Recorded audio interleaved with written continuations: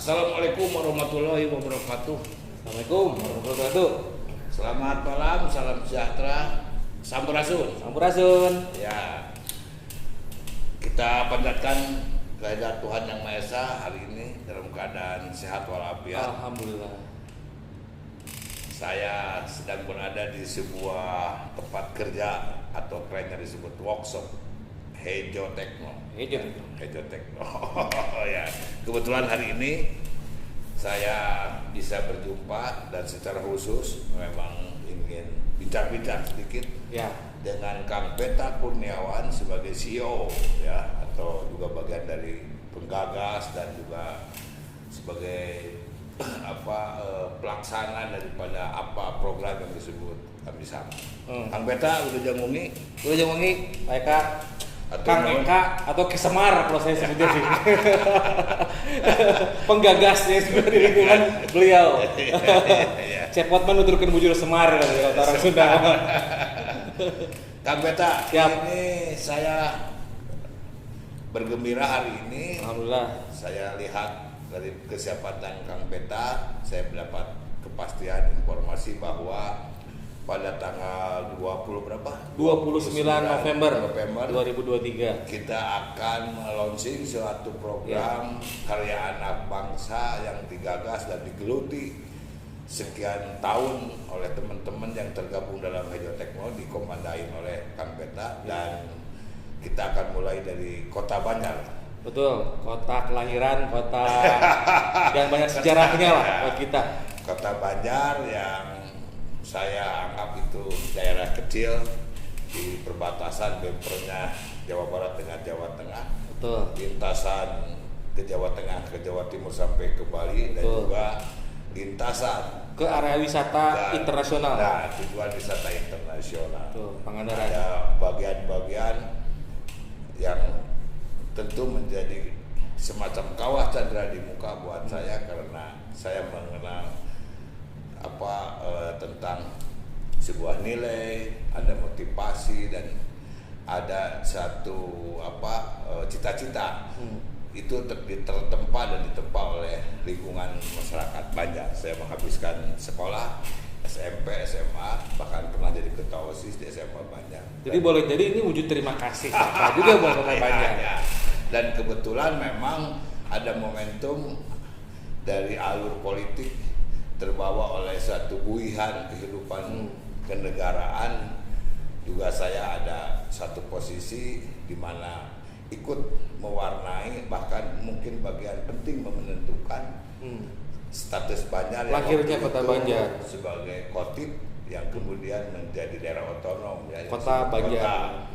Sebab memang Undang-Undang 22 tahun 99 waktu itu menempatkan saya jadi anggota dewan yang sebelumnya tidak pernah, sebab saya orang oposan kepada sebuah sistem pada saat itu. Oposisi. Bagian dari orang Banjar tahu sebab Kupang tariknya. Ya, waktu itu saya ketua komisi A, jadi ketua DPRD tahun 99 sampai tahun 2000, dibatasi Sebelum ke pusat ya Pak Eka? Ya, bukan DPRD provinsi. Masih provinsi ya. Dibatasi oleh undang-undang bahwa Banjar harus daerah yang berstatus Kotip ada 5 di Jawa Barat, termasuk Banten waktu itu. Cimahi, Banjar, Depok.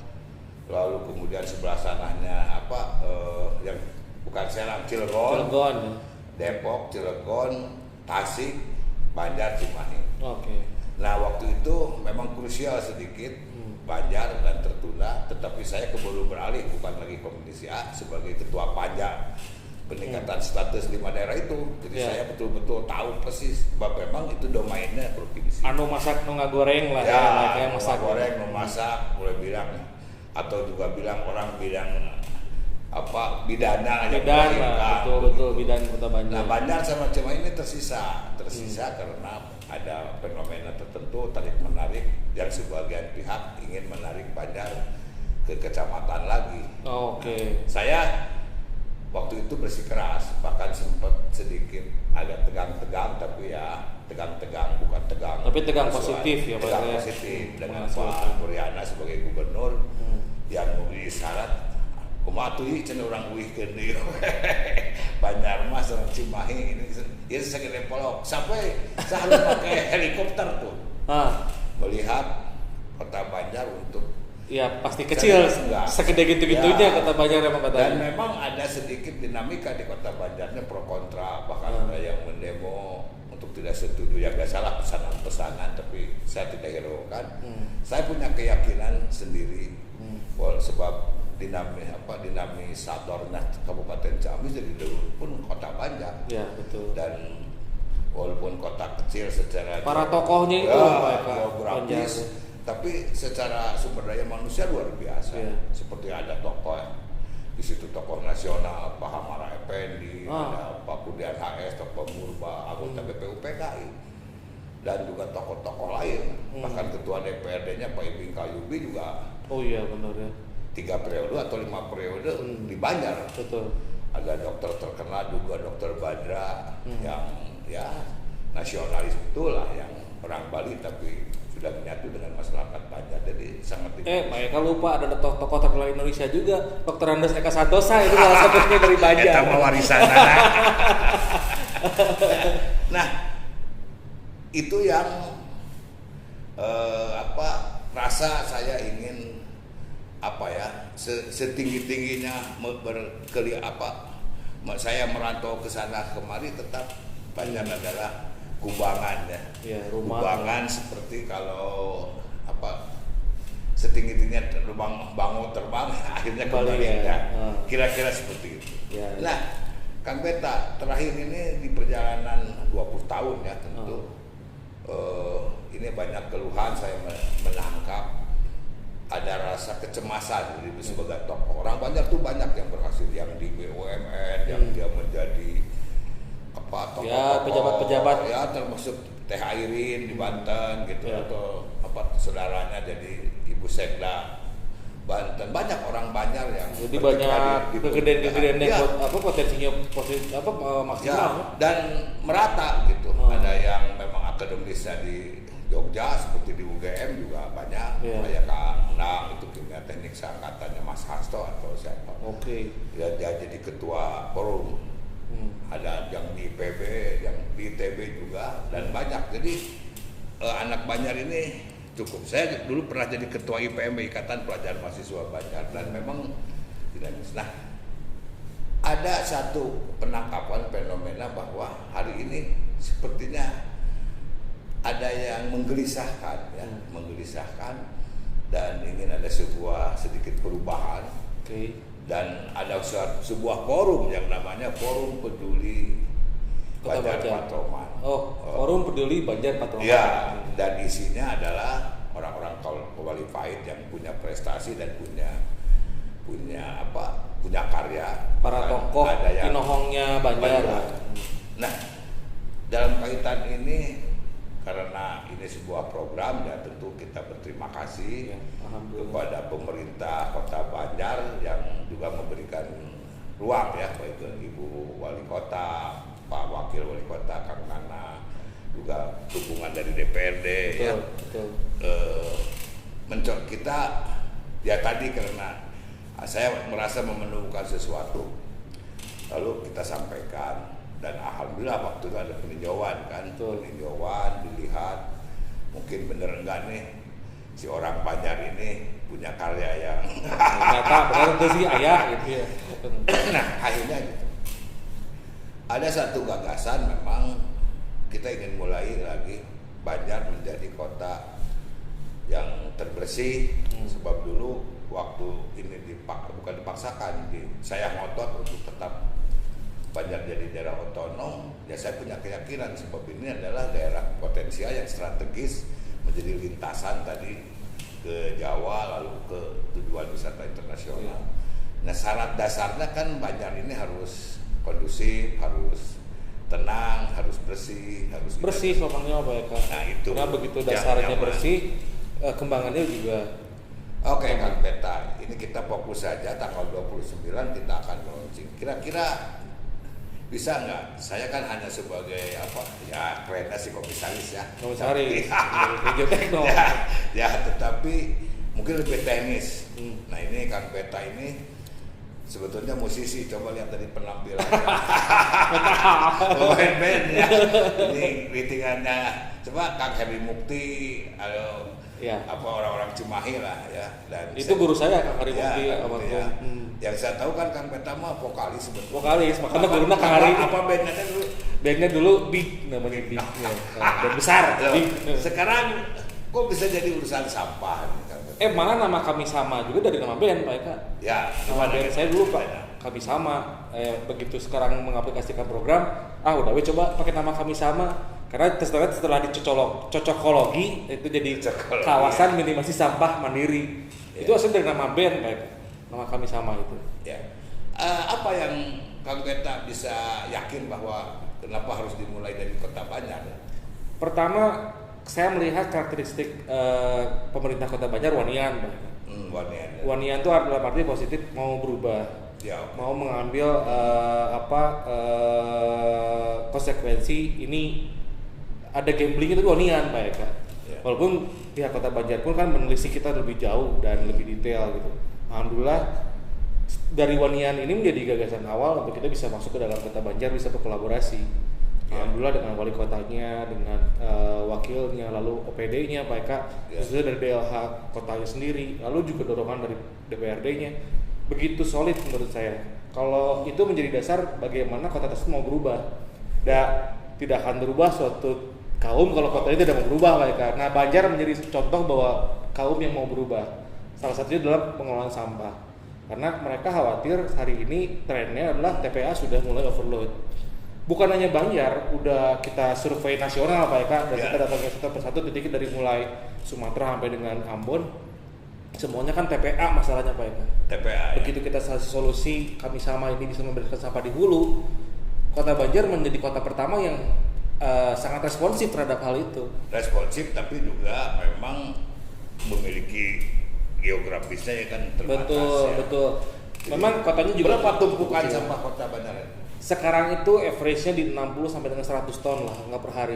Per hari. Termasuk pasar ya. Termasuk pasar. Padahal di Kota Bandung, Pak Eka, ada suatu daerah yang menghasilkan 100 ton per satu kecamatan gitu kan. Itu jadi kan timbulannya sangat timpang. Tapi di Banjar satu kota 100 ton. Tapi ini pun dikhawatirkan karena Banjar punya TPA yang juga udah menuju overload. Nah, kalau kita tidak solusikan sekarang, ya khawatir Banjar mau kemana nih buangannya. Ya Citado jangan sampai jadi korban. Itu juga sudah terjadi. Jadi setelah kita survei ke masyarakat, ternyata ada beberapa masyarakat yang tidak terkelola oleh pemerintah. Mereka ya berpikir bahwa sungai itu adalah elevator manual, otomatis. Mereka buang sampah hilang gitu. Nah, seringkali ditanyakan, Bu, kenapa buang sampah? Dan ini kadang-kadang jadi masalah kan? Enggak, kok nggak jadi masalah saat sampahnya hujannya besar ya sampahnya hilang. Tapi kan di ujung sana boleh jadi di Pangandaran menjadi masalah besar. Ya. Dari pengalaman Kang Peta mencoba mengaplikasikan ini ke beberapa di luar Banjar, ada daerah yang memang sudah ada 6 kabupaten kota yang ber-MOU dengan Hijau Tekno Pak Eka. Tapi kan semuanya bicara soal sampel. Kalau dari pemikiran Hijau Tekno, daripada kita bikin sampel satu persatu tiap kota, lebih baik sampelnya dilakukan di Kota Banjar yang notabene yang menjadi lintasan antara dua provinsi, yaitu menjadi titik bagus untuk sampling. Maka semua pihak-pihak tadi bisa melihat itu. Banjar menjadi titik sampling, kita bisa mengekspos hal tersebut. Ini ada disebut Kami Sama Kami Sama. Jadi kalau Hijau Tekno kan holding ya, betul. Lalu dikerjakan oleh satu institusi badan usaha kan, betul. Secara profesional begitu. Nah, ini yang bisa nggak Kang Peta menerangkan apa itu Kami Sama itu, detailnya seperti apa? Ini bentuk Kami Samanya Pak Eka, dari tampak luar ini adalah TPS modern lah. TPS sebetulnya. TPS modern betul. Karena konsep kita adalah di kelas hulu atau di kelasnya kelurahan atau desa. TPS ini merepresentatifkan pengelolaan tingkat hulu. Hari ini TPS di pemerintah karena keterbatasan anggaran itu rata-rata hanya untuk transit saja, tidak sampai ke pengolahan. Sedangkan Kami Sama adalah TPS modern di mana secara fungsi juga ini bagus, secara fungsi tertutup, dia tidak kotor, bersih. Lalu dari sini TPS ini adalah semua teknologi dimasukin ke dalam sini Pak Eka. Dari mulai pengolahan organik, anorganik, lalu residu, di sini semua diolah dalam gedung ini. Lalu dia punya gedung kantor yang cukup representatif, Ya. di mana di sini bisa untuk ruang kerja, ruang bisnis, Ya. ruang entrepreneur, maka masyarakat pun bisa menggunakan hal tersebut. Ya. Bangunan ini menjadi solusi A to Z pengelolaan sampah. Di sini sampah masuk ke dalam, diangkut pakai motor listrik, Pak Eka. Ya. Motor listrik ini mengambil sampah setiap hari ke masyarakat. 10 motor kita deploy. Motor listrik ya. Motor listrik karena green, konsep kita green Oke. energy, green environment lah.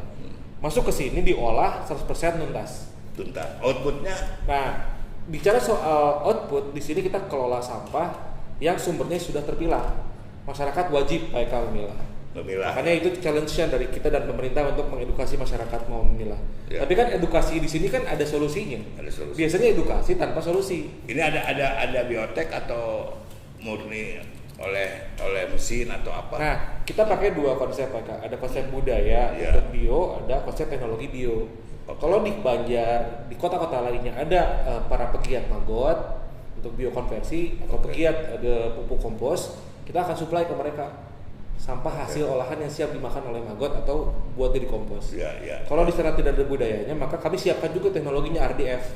RDF ini mengarangkan sampah organik yang nantinya jadi arang untuk dijual sebagai pendamping batu bara. Ya. Ada penunjang teknologi nggak? Ada. Ada. Di dalam sini ada insinerator, insineratornya ramah lingkungan yang punya SNI-nya. Kami produksi dengan Pindad, Pak Eka. Insinerator ini untuk menghabiskan sampah residu. Residu ya. Apapun yang sudah tidak bisa dimanfaatkan baru dibakar dengan cara yang baik gitu. Ya. Dia SNI, dia ber-TRL KLHK, teknologi ramah lingkungan dari Ya. KLHK, jadi tidak ada efek negatif secara lingkungan. Tidak semua Nggak semua dibakar. tidak dibakar. Yang sudah dimanfaatkan yang menjadi kompos, menjadi RDF tadi itu sekitar 50%. Nah, Kang Peta, ini kan sudah menjadi hal yang umum ya. Kita rebutan pagi-pagi dengan saudara-saudara Ya, kita. betul, Maaf ya, betul. namanya pemulung Betul. begitu atau apalah. Betul. Itu mereka gimana? Diakomodir nggak? Nah itu tadi Pak Eka, seringkali penyakit di lapangan itu para pemulung yang sifatnya cari ekonomi itu juga terjadi resiko buka sampah di pocok orang ya Pak Eka, penyakitnya teh yang sering terjadi ini kami sering di lapangan. Di lapangan, buka ya. sampah di patok ular atau buka sampah pas ngambil sampah kena beling Pak Eka. Itu jadi penyakit. Ada yang tetanus, ada yang ABCD lah, banyak Ya, ya. penyakitnya. Nah kami dengan Kami Sama ini mempersilahkan para pemulung tadi, yuk datang ke Kami Sama. Apa yang menjadi kami olah tadi secara ekonomis, sok silahkan jual. Oh, jadi mereka diakomodir. Diakomodir, Diakomodir. dipersilakan nanti kita data, mereka menjadi bagian dari kalau bahasa kami marketing Pak Eka. Ya, ya. Oh. Kan kurang baik dianggap tukang pemulung, Ya. padahal mereka mencari keekonomian. Atau tukang kindeu lah bahasa orang. Kindeu. Nah kalau di Hejo Tekno, di Kami Sama, mereka kita data, mereka Iya. jadi marketing kami. Silakan Oke. ambil sampah yang sudah kami pack, kita Oh, pack. di packing. Itu sudah packing, Plastik. dan sudah siap jual ke para pengelola recycle. Oke. Nah di kita dipersilakan, mereka tidak kehilangan ceruk marketnya. Ini ada manajemen. Ada manajemen Pak Eka. Dalam Kami Sama ini melibatkan 24 karyawan lapangan. 12 orang sebagai pengambil motor listrik tadi, pengambil Ya, sampah. Kita memanusiakan mereka Pak Eka, yang tadinya pakai roda, kehujanan pun nggak bisa narik. Ya. Kita sekarang pakai motor listrik yang tertutup Pak Eka. Ya, tertutup. Jadi dia tidak bau ya. Tidak, posisinya pun kalau hujan tetap bisa narik. Oke. Lalu juga dia motornya ada penyekatnya. Jadi kalau kita udah pilah, jadi hijikeun deui Pak. Kan biasanya kan udah dipilah-pilah, jadi hijikeun deui masyarakat suka antipati lah. Oke. Nah, kami masukin ke tempat sampah yang juga ada penyekatnya. Masuk ke Kami Sama, olahannya sudah terpisah, organik, yang anorganik. Nah, ini yang mau diterapkan di Banjar sebagai dempel ini untuk kapasitas berapa? 10 ton Pak Eka Per hari. per hari pengolahannya. Rasio itu berarti berapa jumlah Rasio kakak? itu secara hitungan KLHK kita per 10.000 kakak. Per Per 5.000 kakak, Per sorry, 5.000 per 5.000 kakak. Karena satu orang itu dia setengah kilo rasionya. Satu kakak itu Produksi yang 4 orang. sampahnya ya. Ya, jadi dia untuk 5.000 kakak. Nah, kalau untuk di Kota Banjar kita mengelola Ya. 2 desa 2 kelurahan. 2 desa. 2 kelurahan. Kita kelola satu Kami Sama, beres sampahnya. Harapannya begitu ini menjadi sampel baik, maka yuk kita replikasi. Ya. Kalau tadi ada outputnya jadi abu atau apa bisa diproduksi nggak Kang Pet? Betul. Kalau buat kami menambang di kota, Pak Eka. Nambang di kota. Nambang di kota daripada kita tidak usah menggali pasir. Nggak usah menggali pasir. Sekarang kan kita gali pasir gunung habis buat korban. Kalau kita kan bakar sampah yang residu ya. Maka hasilnya jadi abunya itu udah pasir, Pak Eka. Jadilah kalau dibikin batako jadi bata ringan. Lalu di sini kita kresek yang nggak bisa diapa-apain kita rubah jadi bahan bakar. Oh ada mesin pirolisis. Itu pun kita nambang tuh, dapetin minyak bakar tuh di situ. Tapi nggak boleh dijual ya? Nah, boleh.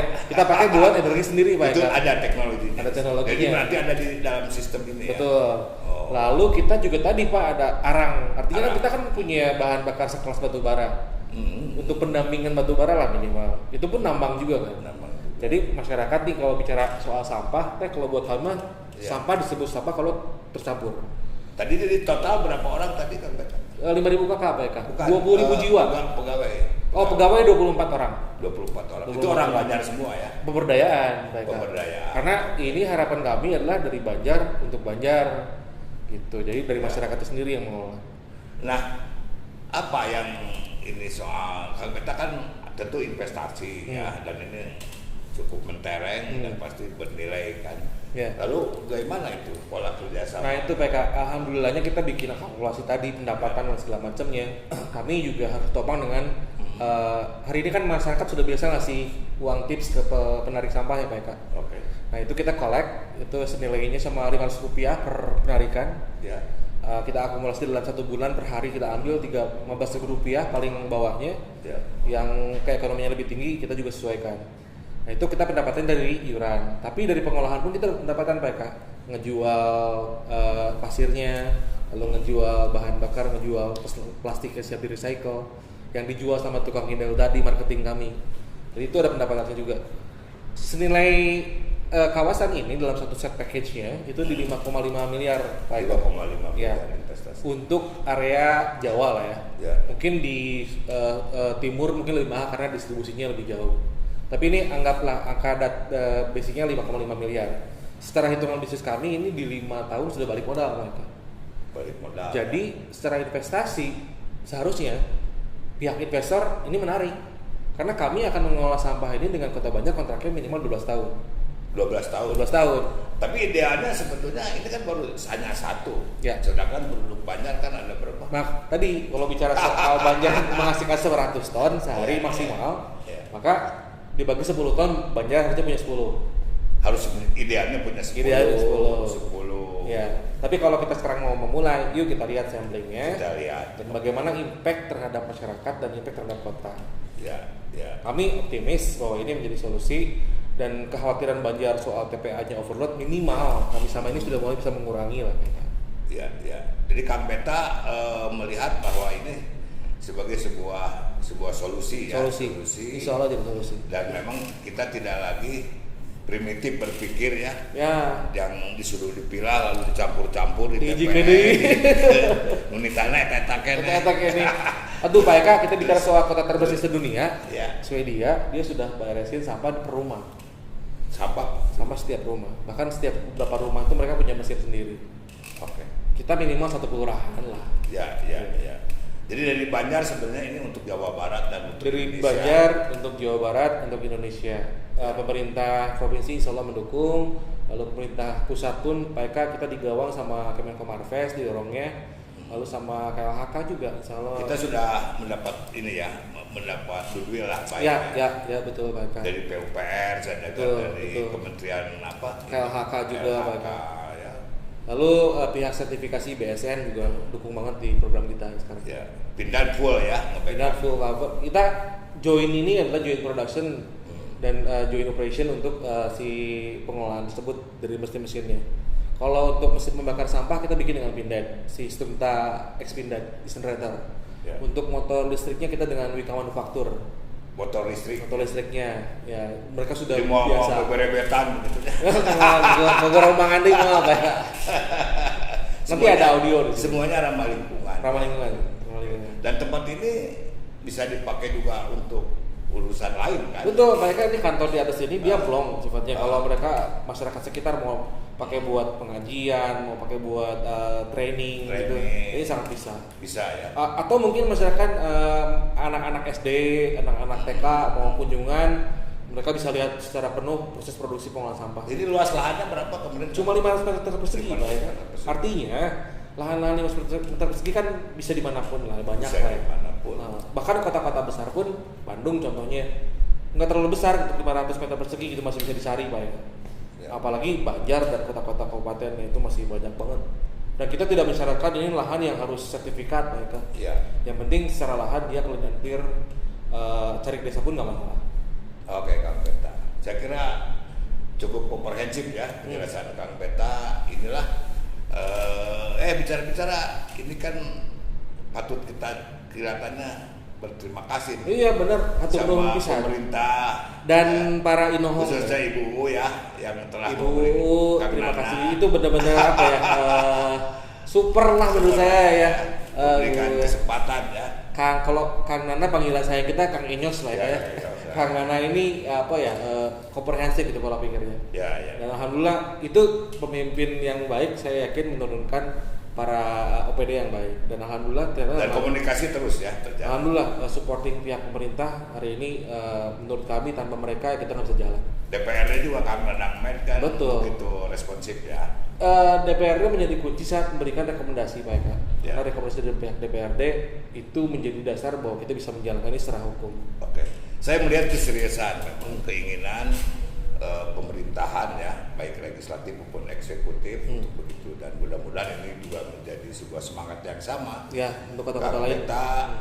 Saya sengaja mewawancara dan ingin memperkenalkan Kang Beta kepada teman-teman di Banjar, dan orang Banjar ini orang pintar-pintar loh. Nah, Pak Eka, kalau bisa mas sekalian, ini momennya kita untuk undang beliau-beliau Pak Eka. Inohong. Tanggal 29 November kita akan adakan launching peresmian lah ya. Peresmian ini kita mulai operasionalkan. Mudah-mudahan para Inohong Banjar bisa hadir pada acara tersebut dan mendukung kan. Ya. Dan mungkin bisa ikut mengembangkan. Itu dia. Harusnya bisa jadi untuk trigger gas lagi untuk Banjar. Nanti kita ke Pangandaran dan ke Jawa Barat. Lokasinya di Jalan Karang Panimbal. Itu ke arah Golempang Pak. Ya, nggak jauh dari pertigaan Perhutani apa ya? Ya. Dari situ cuma sekitaran 200 meter lah ke sebelah kanan. Kami mengundang jam 9 pagi 29 November hari Rabu. Insya Allah Ibu Wali Kota, Pak Wakil Wali Kota pun hadir. Ketua DPRD juga hadir. Dan dinas-dinas akan ikut menyaksikan. Betul. Dan ini kenang-kenangan monumental. Oh iya, jabatannya. Betul. Wow. Oleh-olehnya dari Bu dan Kang Nana ya. Ini hitung-hitung meninggalkan belangnya mau. Tahu. Jadi kalau mau harimau mati meninggalkan belang, ya betul. Ya. Gajah mati meninggalkan gading. Ini kalau wali kota dan wakilnya beres meninggalkan legasinya ini. Oke. Program. Ini ibadah anggota. Insya Allah jariah. Insya Allah bahwa kita bicara lingkungan atau bicara dan termasuk sampah di dalamnya, kita lepas dari sekat-sekat, jadi dari pilihan subjektivitas politik atau apa, dan tentu kalau kita berbuat baik kan akan ditanya. Betul. Kamu partai apa? Nggak akan kalau ditanya warna naon. Ya, kamu agama apa? Kamu suku apa? Kata itu kata Agus Dur. Betul. Jadi kita ikhlas Setuju. saja bahwa ini memang sebuah karya yang ingin dipersembahkan. Ya. Khususnya buat saya ke kota kelahiran yang telah membesarkan dan mendidik saya. Betul. Dan ini itu mulang tarima lah begitu ya. Mudah-mudahan ini memberi manfaat. Hatur nuhun Kang Beta. Nuhun pisan ya. Eka Kisemar mudah-mudahan ini dari Banjar ini kita amin. Gas ya. Teruskan dan kita anak busur dari Banjar ini untuk tembus ke Indonesia. Info dari Pak Luhut dan teman-teman dari Kemenkominfo Indonesia punya 83.000 desa. Ya. Atau kota kelurahan. 12% belum terkelola dengan baik Pak Eka. Artinya ada 10.000 titik di Indonesia 10.000 titik butuh yang beginian. Nah itulah anak-anak muda banyak. Ayo kita bergabung dengan kami sama. Kang Nang Koswara sebagai ketua forum punya Peduli Banjar, Ya, betul. seorang teknokrat juga, Betul. alumni UGM dari kimia teknik. Senior. Mungkin ini bisa juga bagian yang bisa dikembangkan. harus Ya, untuk kita ke depan. Terima kasih, hatur nuhun, Siap, Kang hatur Beda. nuhun, Ya. hatur nuhun. Ini Semar, hatur nuhun. Sampurasun. Sampurasun.